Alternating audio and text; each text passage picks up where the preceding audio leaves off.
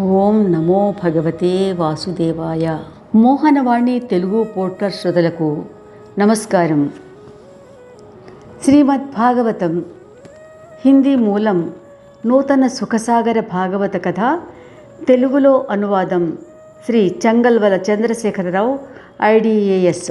పరమ పూజ్యుడు, మహాత్ముడు, ప్రతాపవంతుడు శ్రీ మహావిష్ణువు యొక్క తేజస్సును భుజస్కంధాలపై ధరించి సమస్త భూమండలాన్ని పరిపాలించాడు పృథు మహారాజు.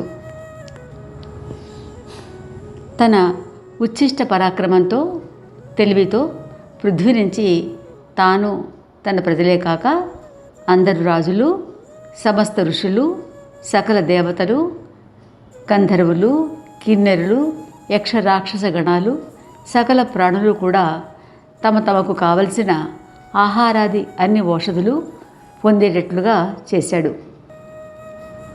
ప్రజలకు ధర్మాన్ని బోధించాడు. పితరులు, దేవతలు, ఋషిపుంగవులు అందరూ కూడా ఆయన ధర్మోపదేశాన్ని ఆమోదించారు. ఆయన రాజ్యంలో ప్రజలు పృథ్వీపై దృఢమైన నియమాలు పాటించి శ్రీహరి భగవానుని నిరంతర భక్తితో పూజించారు. బ్రాహ్మణులు సనాతన వేదాలలో శ్రద్ధ, తపస్సు, మంగళము, మౌనము, సంయమ సమాధులను ఏ దోషము లేకుండా నిత్యము ధారణ చేశారు. బ్రాహ్మణుల పట్ల గౌరవంతో, భక్తితో ఆ పృథు మహారాజు వారికి ధన్యవాదములు అర్పించాడు. ప్రజలు, ఋషులు, దేవతలు, బ్రాహ్మణులు ఆయనను శ్రీహరి భగవానుడిగా గుర్తించారు. ఆయనకు కృతజ్ఞతలు వెలిబుచ్చారు, ఆశీర్వదించారు. ఇంతవరకు మనం నిన్నటి రోజున విన్న కథలోని సారాంశం. ఇక ఈరోజు శ్రీమద్ భాగవతం చతుర్దశస్కంధం 22వ అధ్యాయం. పృథువుకి సనత్కుమారుడి జ్ఞానోపదేశం. విదురుడితో మైత్రేయ మహర్షి పృథు మహారాజు యొక్క చరిత్రని ఇంకా ఇలా చెప్తున్నాడు. ఈ ప్రకారంగా ఆ సభలో అందరూ అత్యంత పరాక్రముడైన పృథు మహారాజును ప్రశంసిస్తూ ఉండగా, సూర్యుడితో సమానమైన తేజస్సు కల 4 మునులు సనకుడు, సనందనుడు, సనాతనుడు, సనత్కుమారుడు అక్కడ ప్రత్యక్షమయ్యారు. వారి దర్శనం అవడంతో పృథు మహారాజుతో సహా సభాసదులందరూ వినయంతో లేచి నుంచుని గౌరవ సూచకంగా వారు తల వంచి నమస్కరించారు. వారి దయకు వశీభూతుడై పృథువు వారికి అర్ఘ్యం ఇచ్చి ఉచితాసనాలపై కూర్చోబెట్టాడు. ఆ మునులకి యథావిధిగా పూజ చేశాడు. వారి చరణాలను కడిగి ఆ చరణోదకాన్ని తన శిరస్సుపై జల్లుకున్నాడు. ఆ సభలో పృథువు ఆచరించిన పద్ధతి అందరికీ ఆచరణ యోగ్యమే. సువర్ణ సింహాసనాలు అలంకరించిన వారు, వేదికలలో ప్రజ్వలిస్తున్న అగ్నితో సమానులు, శోభాయమానులు అయిన శివుని జ్యేష్ఠభ్రాతలు, పెద్దన్నయ్యలు అయిన సనకాదిక మునులతో పృథువు చేతులు జోడించి వినయంతో అన్నాడు. ఓ కళ్యాణమూర్తులారా, మీ దర్శనం యోగి పొంగవులకు కూడా దుర్లభం. మరి నేను ఏ శుభకర్మ చేశానో నాకు మీ దర్శన భాగ్యం లభించింది. మీరు అన్ని లోకాల్లో విహరిస్తూ ఉంటారు, అయినా మిమ్మల్ని ఎవరూ చూడలేరు. ఏ గృహస్థుల ఇళ్లలో సాధువుల సత్కారం జరుగుతుందో ఆ గృహస్థుడిని నిర్ధనుడైన వారి ఇంటికి మహాత్ములు ఎప్పుడూ ఎవరు వెళ్ళకపోతే ఆ ఇల్లు సర్పాలు నివసించే వృక్షం లాంటిదే కదా. హే బ్రాహ్మణులలో శ్రేష్ఠులారా, మీ రాక వలన చాలా మంచి జరిగింది.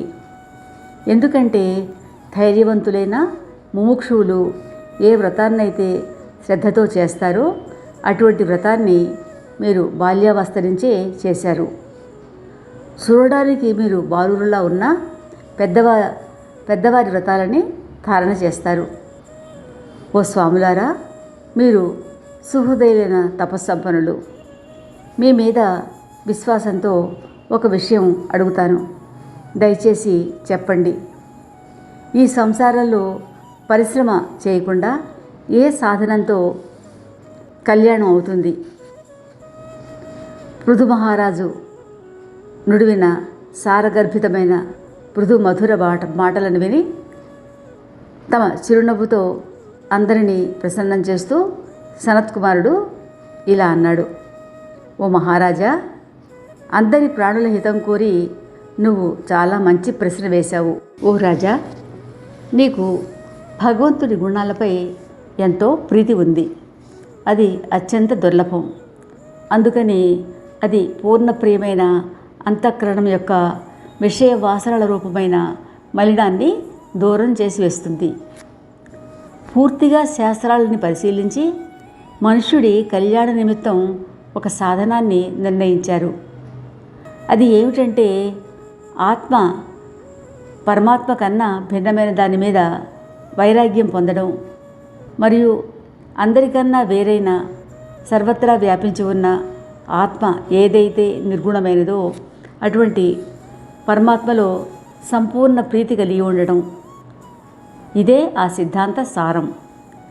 అలా ప్రీతి కలగడానికి సాధనం ఏదంటే శ్రద్ధ కలిగి ఉండడం, భగవద్ధర్మాన్ని ఆచరించడం, ఆత్మజ్ఞానిని అవ్వాలనే కోరిక కలిగి ఉండటం, ఆత్మయోగంపై నిష్ఠతో ఉండడం, యోగీశ్వరులని ఉపాసించడం, ఇంకా ప్రతినిత్యం భగవంతుడి పవిత్ర కథలని వినడం. వీటి వలన భగవంతుడి చరణాలపై ప్రీతి దృఢమవుతుంది. ఇంద్రియాల విషయాలపైన, ధనంపైన ఆసక్తి ఉన్నవారితో కూర్చోవాలనే కోరిక ఉండకూడదు. విషయాలపై కోరిక కలగకుండా ఏకాంతవాసం చేయాలి. ఎప్పుడూ మనసులో సంతోషంతో ఉండాలి. హింస చేయకూడదు. పరమహంస ప్రవృత్తిని ధారణ చేయాలి. తన ఇష్టానుసారంగా ముకుంద భగవానుడి చరిత్ర రూపమైన ఉత్తమ అమృతాన్ని పానం చేయాలి. తన శరీర సుఖం కోసం ఏ ప్రయత్నము చేయకూడదు. కామరహితుడై సుఖదుఖాలు సమానమని నమ్మి సదా సుఖంగా ఉండాలి. బ్రహ్మం మీద అత్యంత నిష్ఠతో ప్రీతి కలిగినప్పుడు జ్ఞాన మరియు వైరాగ్యాల ప్రభావంతో హృదయంలో విజ్ఞానం అనే అగ్ని ప్రజ్వలితమవుతుంది. విజ్ఞానవంతుడయ్యాక ఆ పురుషుడు ఆచారవంతుడై జ్ఞాన వైరాగ్యాల వేగంతో వాసనలు లేని జీవుడిని ఆవరించి ఉన్న లింగదేహాన్ని, కాష్టాలని రుద్దినప్పుడు పుట్టే అగ్ని ఆ కాష్టాలనే కాల్చివేసినట్లు భస్మం చేసేస్తుంది. అప్పుడు అహంకారం అనే బీజం ఉత్పన్నం కాదు. ఆలోచన శక్తి నశిస్తే స్మృతి కూడా నశించిపోతుంది. స్మృతి నశించినప్పుడు జ్ఞానం కూడా నశిస్తుంది. ఆ జ్ఞానం నాశనం అవడాన్ని పండితులు ఆత్మనాశనం అని అన్నారు. లోకంలో దీనిని మించి మనుషులకి ఇంకా ఏ స్వార్థనాశనము లేదు. ధనము మరియు ఇంద్రియాల గురించి నిరంతరం ధ్యానం చేయటం, రాత్రి పగలు విషయవాసనల గురించి ఆలోచించడం వంటివి పురుషుల అన్ని పురుషార్థాలని నాశనం చేస్తాయి. ఎందుకంటే విషయాభిలాష శాస్త్రజనిత జ్ఞాన విజ్ఞానము, సాక్షాత్తు అనుభవము. ఈ రెండు నష్టమైపోతే పురుషుడు మూఢభావాన్ని పొంది ఏ మనుషుడు ఈ గాఢాంధకార రూపమైన నరకాన్ని అధిగమించే కోరికతో ఉంటాడో ఆ పురుషుడు ఎప్పుడూ ఎవరి సాంగత్యము కోరుకోడు. ఎందుకంటే ఈ దుష్ట సాంగత్యము ధర్మ అర్థ కామ మోక్షాలు అనే జంగమ మాత్రమైన ప్రపంచానికి అంతర్యామి రూపంతో ప్రత్యక్షంగా ప్రకాశింపచేసే మహాత్ముల చరణాల విందాల చిగురుటాకు వంటి రేళ్లకాంతి యొక్క భక్తితో అహంకార రూపమైన హృదయ గ్రంథిని విడిచిపెడతాయి. ఆ విధంగా విషయాల ఇంకా వెళ్ళిపోతున్న ఇంద్రియాలని ఆపేవాడిలాగా మరియు మనసుతోటి విషయ వాసనలని త్యజించే యోగి పుంగవులు కూడా ఆ గ్రంథిని త్రెంపలేరు. ఆ వాసుదేవుడి శరణు పొందిన వారిని పూజించాలి. దేనిలో షడవర్గ రూపమైన కామ, క్రోధ, లోభ, మోహ, అహంకార ఆశ్చర్యాలు మొసళ్ళు ఉన్నాయో అటువంటి మహాగంభీరమైనటువంటి సంసారంచే సాగరాన్ని దాటడానికి శ్రీహరి నామరూపమైన నావ కాకుండా మిగతా యోగాల వంటి సాధనాలతో దాటడానికి ప్రయత్నిస్తారు. ఆ పురుషులకి చాలా కష్టం కలుగుతుంది. అందువలన ఓ రాజా, నువ్వు సేవింపతగిన భగవంతుడి చరణాలని నావగా చేసి ఈదరాని మరియు దుఃఖారూపమున సాగరాన్ని దాటి వెళ్ళు. ఆత్మవేత్తలైన సనత్కుమారుల నుంచి ఆత్మజ్ఞాన ప్రాప్తికి సాధనాలని విని పృథు మహారాజు అత్యంత దీనభావంతో ఇలా అన్నాడు. ఓ దీనదయాళులారా, మీరు దయాస్వరూపులు మరియు ధర్మాత్ములు. అందుకని మీరు సంపూర్ణ ఆత్మజ్ఞానాన్ని వినిపించారు. ఈ శరీరము, రాజ్యము, మిగతావన్నీ కూడా సాధుజనులకు మీ కృప వల్ల కలిగినవే. మీకు నేను గురుదక్షిణగా ఏమి ఇవ్వను? ఓ మునులారా, నా ప్రాణం, భార్య, పుత్రులు, అన్ని వస్తువులతో ఇల్లు, రాజ్యం, భూమి, కోశాగారము ఇవన్నీ నేను సాధువులకు సమర్పించేశాను. వేదాలు, శాస్త్రాలు తెలిసిన బ్రాహ్మణులే సేనాపతి ధర్మాలు, రాజదండన విషయాలు గ్రహించడానికి, అందరికీ అధిపతులుగా ఉండటానికి యోగ్యులు. ఈ జగత్తులో ఉన్నదంతా బ్రాహ్మణులదే. నాది అనేది ఏముందని మీకు సమర్పించను. మీరు నాకు ఏ ఆధ్యాత్మ జ్ఞానం ఉపదేశించారో దానికి ప్రతిగా వినయంతో జలం సమర్పించడం కన్నా నేను ఇంకేం ఇవ్వగలను? నేనేమన్నా ఇవ్వాలని తలిస్తే అది అపహాస్యం అవుతుంది. అందువలన మహాదయాశీలురైన మీరు నాకు చేసిన ఉపకారానికి నా మీద ప్రసన్నులు అవ్వండి. ఆ విధంగా పృథు మహారాజు ద్వారా అభినందించబడిన ఆత్మయోగ నిష్ఠాతులు సనత్కుమారాదులు రాజు శీలాన్ని ప్రశంసిస్తూ ఆకాశ మార్గంలో బ్రహ్మలోకానికి వెళ్ళారు. మహాత్మ పురుషుడైన పృథు మహారాజు ఆత్మజ్ఞాన శిక్షణతో పొందిన విద్యలో స్థిరంగా ఉండి తన ఆత్మను పరిపూర్ణమైనదిగా నమ్మాడు. సమయాన్ని అనుసరించి పృథు మహారాజు దేశం మరియు తన బలం మరియు ధనాన్ని అనుసరించి యోగ్యమైన విధంగా అన్ని కర్మలను బ్రహ్మ సమర్పణ చేయసాగాడు. అన్ని కర్మల ఫలాన్ని బ్రహ్మ సమర్పణ చేసి కర్మలపై ఆసక్తిని వదిలి జాగ్రత్తపడి మాయ నుంచి విడిగా ఉండే ఆత్మని అన్ని కర్మల సాక్షి అని నమ్మి పృథు మహారాజు రాజ్యం చేశాడు. పృథువు అఖండ రాజ్యానికి, ఐశ్వర్యానికి కూడా అధిపతి అయి తన ఇంటిలో ఉంటూనే ఇంద్రియాల విషయాలలో ఆసక్తిని కనబరచలేదు.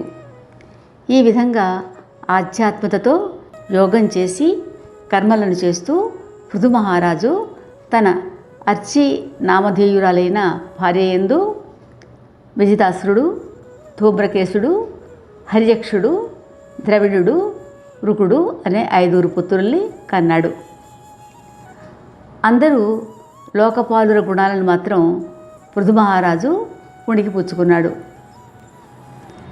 భగవంతుడి అవతార రూపమైన పృథువు సమయానుసారం జగత్తును రక్షించడానికి మనసుతో, మాటతో, చేతలతో మరియు శీల స్వభావం లాంటి సుందర గుణాలతో ప్రజలను ఎప్పుడూ ప్రసన్నంగా ఉంచేవాడు.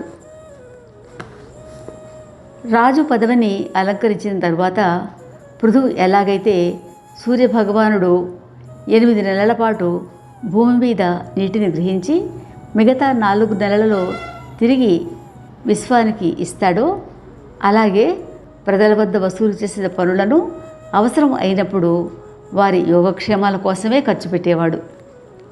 పృథు మహారాజు అగ్నితో సమానమైన దుర్జయుడు, పృథ్వీలాగా క్షమించేవాడు, స్వర్గం సమానంగా మనుషుల మనోభావాలను తీర్చేవాడు, మేఘాల్లాగా తృప్తిని, అన్ని కోరికలను తీర్చే వర్షాన్ని కురిపించేవాడు, సముద్రంలాగా విద్యను నేర్పేవాడు, ఆశ్చర్యకరమైన కర్మలను చేసేవారిలో హిమాలయ సమానుడు. ధర్మరాజులా శిక్షించేవాడు. వరుణుడిలా గుప్త పదార్థాలను పెట్టేవాడు. బలవిక్రమాలతో విహరించే వారిలో పవన సమానుడు. శత్రువును చూడడంలో భూతనాథుడైన మహేశ్వరుడితో సమానుడు. రూపంలో కామదేవుని వంటివాడు. ధైర్యంలో సింహ సమానుడు. మనుషులతో స్నేహంగా ఉండడంలో మనువుతో సమానుడు.